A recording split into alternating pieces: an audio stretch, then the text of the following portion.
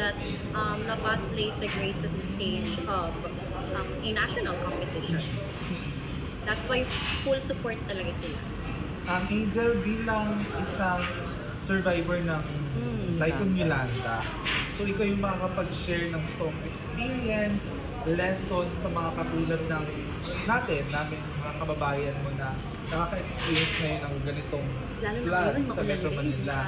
So ano yung best advice mo to everyone na like paano yung paghahanda na kailangan sa mga ganitong schedule? I think yung pinaka-importante maging aware ka talaga at marunong makinig.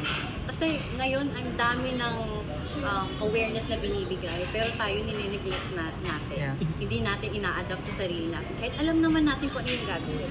Katulad ng nangyari sa amin Super Typhoon Yolanda, madaming binigay sa news, madaming risk reduction preparedness na sinabi para maging aware kami pero binaliwala namin. Kasi parang sanay naman na kami. Lagi kaming binabagyo. Parang sakto lang naman. Naging kampante kami at hindi kami naman. So yun ang nangyari sa... Kaya madaming namatay. Thousands of lives were lost. Almost all homes were gone during the Super Typhoon Yolanda. And ever since then, naging resilient ang buong life. Do you think being resilient is enough for us Filipinos? Being resilient and prepared. And prepared and aware. Yun yun. Okay na bang short story? Kumusta kayo nung Yolanda? Yung kayo mismo sa family niyo, ano yung naging experience nyo during Yolanda? Ang nangyari naman yan, tatlo lang kami. Yung papa ko po kasi naka-assign siya here because he's an engineer as well, working at PGC. So, tatlo lang kami. Ako, yung mother ko, and then yung younger brother ko. And then, actually parang normal day lang siya. Kasi before malanta yung bagyo, ang araw, mainit. Pero di namin alam na yun na pala yung simula. Yun na yung sign na malakas talaga, sobrang lakas pala talaga yung bagyo. Naaalala ko, maliit pa kasi yung kapatid ko. Nakikita na namin, sabi ko, ay, kasi nag-brown out eh. Sabi ko, ay, light na pala. Di ko alam, wala na pala kami bubong. Nakikita na, wala na talaga yung bubong namin. Seryoso? Totoo, promise. Sabi ko, light na ata. Tapos pag ko, wala na pala kami bubong. Kasi madaling araw siya. Tapos, ang nangyari, sabi ko, paano pag may tubig? Saan tayo pupunta? Kasi first floor lang yung bahay namin. Parang bumalo type. So, walang second floor. Di namin alam saan kami pupunta. So, nag-iisip na kami ng mom ko kung saan kami, sabi ko, baka doon na lang tayo sa may CR banda. Umakyat kasi wala na talaga completely yung Kisame din. Doon na lang kami aakyat para ma-save kami ng kapatid ko. And buti na lang talaga, thank God, yung lugar namin yung di binaha, di nadaanan ng yung nakakaiyak pa doon kasi yung evacuation centers mismo, kung saan madaming tao, supposedly yun yung safety nila, yun pa yung nasira. Sira. So, after nun, ang daming realizations ko. Yung papa ko pinilit talaga na magpa-deploy here to help and rebuild our community. And that was also my inspiration. Na pag may knowledge ka talaga, may skill ka, may tutulong ka sa komunidad mo. Hindi pa paano yung survival ni family mo noon? Siyempre, right after the typhoon, tumagal pa ng ilang araw bago malaman ng Metro Manila na sobrang devastated ang Leyte, Tacloban, ang Actually, sir, pag nung pumunta kayo sa city ng Tacloban, sa gilid na lang, may kita mo mga patayan dyan na. May mga kakilala ka? Like, Yes, may mga teachers ako po, may classmates.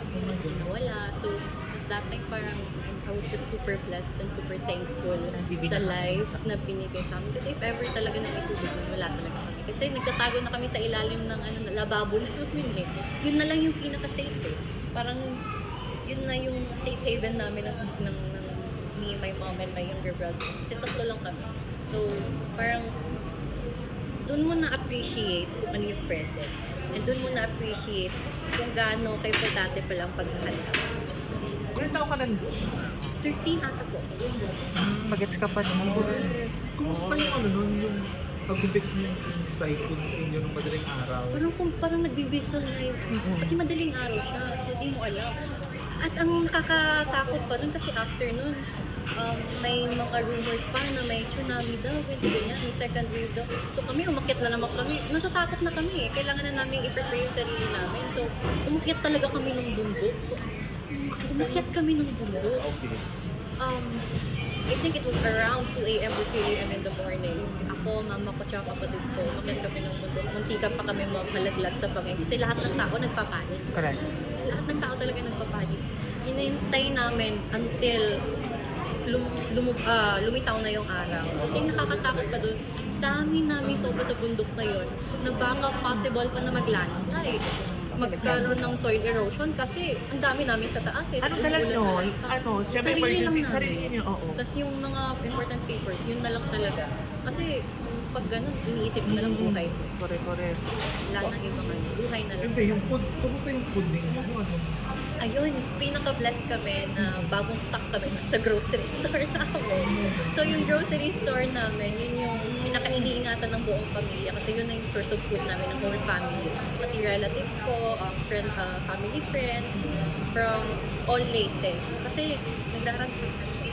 So may tindahan ba kayo? Grocery store. So yun naging source of food namin. Pati kung mga kakilala namin humihingi ng tulong, yun yung pinapamigay na namin. So, ang hirap talaga. Ang dami ko talaga realization. Ang dami kong learning. Na even up to this day, I always instill it in my heart. So, after more than a decade, nakabangon na ang latest sa Ay, Yolanda oo. tragedy. Kaya po lagi ko pinapakilala ang Leyte ng mahinuswagong na probinsya. It's a progressive province. Kung alam natin na ang Leyte is a typhoon prone, no? Laging dinadaan natin ng bagyo. So, aside from ganung disaster yung mga typhoon, ano pang environmental problem na dapat pagtuunan ng mga officials ng Leyte? Another environmental problem, of course, yung solid waste management natin. Kasi ang daming programa at mga proyekto na inaano ng ating gobyerno, pero hindi natin nasa-sustain. Kasi tayo mismo, parang may pagkukulang tayo. Hindi natin bibigay yung responsibility natin as citizen, as human beings, as children of the earth. So it's a collaboration with the projects from our government, from NGOs, and of course us citizens. So it's work hand in hand. So talking about that, and talking about solid waste management, ano sa palagay ng concrete solution for that? I think it's mas mag-focus tayo sa ating youth. That's why in my municipality we've been campaigning in different schools. Namimigay kami ng brochures all about RA 9003 or Solid Waste Management Act para maging aware ang kabataan. Actually, right now in our Green Leaders in Action, a training from Miss Philippines Earth, yung project namin with Florida, South Florida, it's tinawag namin siyang ikaw-tindahan. Parang basura mo, panalo mo. It's a school-based initiative na gagawa kami ng kiosk na yung students in each plastic or biodegradables na pwede nilang ibigay, mag-earn sila ng eco-points or eco-currency that they can exchange into like school supplies. Kailan to, be? It's a project that we've been working on for our culmination here in the Ngayon, ang going Philippines. siya? Yes. Wow. Ang dami kong basura dito talaga. Basta, ano gusto mo? Toothbrush? Nasa paligid. Toothbrush? Yes, sasabi ko. Pabalik naman tayo sa May pageant. hugot. Yan. So, what is the best lesson that you've learned sa iyong mga previous pageants na sinalihan na pwede mong magalit na ngayon ay sumasali ka sa I think, sir, it's always being grateful with everything. Always being grateful and always looking back where you started. And patuloy na ikamit kung ano yung pangarap mo. Kasi yun yung magiging drive mo eh. You know how to be grateful with the people who supports you, with the people who help you to be where you are right now. Maging marunong magpasalamat lagi. Lalo na sa Panginoon, yung blessings na binibigay niya sa iyo. Kasi after all, no matter where you are in life, you must always know how to put your feet on the ground, to appreciate everyone, to go, malayong mararating. Yun talaga. Kumusta pala yung support ng fellow candidate mo sa Miss Universe last year. Kumusta yung support nila sa'yo? Very supportive Nalaman sila. nila join this Opo, sabi nga nila manonood daw sila. Sila Ate Kes, si Ako Bandem, sila Ate Laguna. Maraming salamat to my fellow queens for supporting me in this journey. Even nga si Anita din nagsusupport. Thank you. Angel, after your featuring your previous pageant, ano yung mga pinagkakabalahan mo before joining Miss Philippines Earth? Before joining sir, I went back to work talaga. Alam ko, kailangan. Sa Leyte? I'm working in PWH, Regional Office Aid. So, Madam. Ang ganda naman ng engineer neto. Opo, back to work talaga, back to public service. And what's your message pala sa very supportive mom mo na always... Wait, na may video rin tayo? Roll BTR.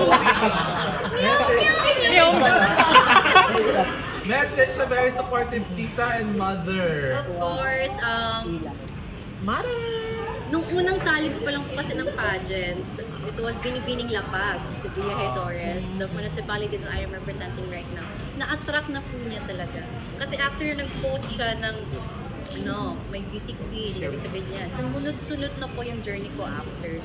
And it's also because of the support and love that I'm getting to my mom. So thank you so much, Ma. Feel ko ramdam ng buong earth ang pagmamahal mo sa akin. The Mother Earth. Woman of the Earth.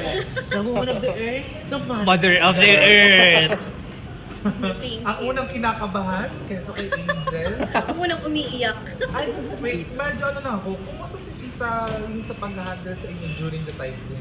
Siyempre, maliliit pa kayo parehas. Kumusta si tita? Inspirasyon ko talaga siya. Alam mo, pag may mga problema, si mama talaga pinakamaasahan niyo. Tita, may problema kaming lahat. Pera po. And then, Pero talaga, automatic yung isip niya na ganito, ganyan. Alam niya agad kung ano yung gagawin. Parang ano siya ng risk management. Parang nag-master niya ata yun. Kasi siya yung ma-handle din ng business niya. Anong field ng engineering mo? Civil engineering. Civil engineer. Nakalagay kasi sa bio mo, you believe that empowering communities through sustainable engineering. Ano ba yung sabihin ng sustainable? Actually, it relates to my previous advocacies din. I've been an advocate for sustainable tourism. Kasi nga po, in line siya sa mission and vision ng municipality namin. Way back in 2019, when I was still in college, we had this promising ecotourism destination in my municipality called the Calabato Hot Spring. Yeah. So, Calabato Hot Spring. So, may cold spring doon and then may hot spring because we were near in a volcano. So after po nun, I decided, I encouraged my group na yun yung gawin namin research and thesis to help my municipality. So college ka pa lang? Opo, I collaborated with them. So it was an assessment, it was called an assessment of the natural characteristics of Calabato Hot Spring, leading towards an ecotourism destination. So, ayun nga, inassess namin, ginawa namin ng plano, and after that, na-develop ko yung Calabato Hot Spring. And even up to this day, naging tourist destination na po talaga siya. But, noong February lang na nasira siya. Dahil, nabagyo talaga, nagkaroon ng soil erosion or ng landslide. So right now, I've been working again with the LGU of La Paz to help them rehabilitate and rebuild the Calabato Hot Spring. Last question from me. I think nabasa ko sa news na parang there's an issue sa part ng Leyte regarding the mining. So, what's your message sa mga owner ng mga minero? I mean, mga owner ng mining company. Alam ko meron sa inyong important place na very historical na nasira din because of the mining issue. Let's just not put names. Alam ko meron sa Leyte. Feel ko, lahat naman kasi na ginagawa natin, it's a matter of cause and effect.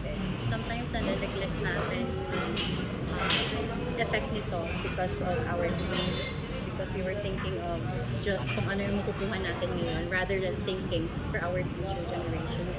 So, I am really hoping for the companies out there that we put an action on knowing na importante kung ano yung gagawin natin ngayon. Because whatever we do right now, it has an effect for the future generations. Hindi lang kasi tayo yung mahihirapan ngayon, but mas lalo na yung susunod na generation. Angel, you're a singer also. So, anong atake natin sa talent competition? Kanta ako. Sasayaw? Wow. Ilang song? And then mag-guitar din. Wow. Watch out. Dahil dyan, sample naman, ano yung song mo for your Miss Philippines Earth journey na lang? Walang daw element of surprise pag And then hindi yung song nakakantahin mo sa talent competition, yung na lang, team song mo for your journey in Miss Philippines Earth. Actually, it's a Christian song. Yeah, oh my God. Yes Sino yung mga po. Muslim siya? Actually, it's a Christian song entitled Ocean because ever since then, yun talaga yung song ko sa life ko. And whenever I'm in doubt, whenever I'm facing many challenges, I always remind myself that no matter what happens, God will always be there for me and God will walk with me through the storms that I am experiencing.